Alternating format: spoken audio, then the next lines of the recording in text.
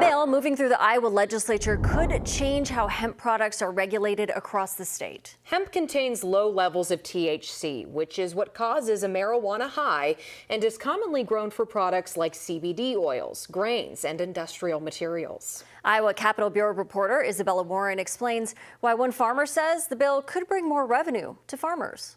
House Study Bill 753 classifies raw hemp as an agricultural commodity that could give farmers like Earl Ramey clearer legal protection to grow, transport, and sell their crops. There's not a retailer, a bulk herb shop, or a holistic shop, or anyone that wants to buy it because they're afraid of it because they think raw flower is illegal. The bill also separates naturally grown hemp from the chemically altered products often manufactured in labs rather than grown in fields. But it could put more restrictions on other hemp products. It would cap the THC limit in hemp edibles and ban inhalable hemp products like flour and vapes. Current state law restricts consumable hemp products to only be up to 0.3% THC. Farmers must be licensed with the U.S. Department of Agriculture to legally sell products.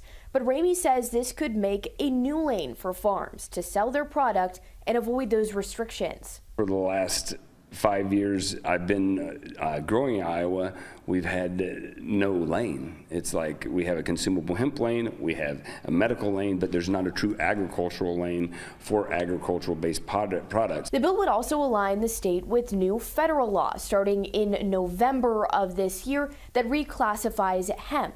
But some local businesses say the new THC restrictions could make their products illegal. In Des Moines, I'm Isabella Warren.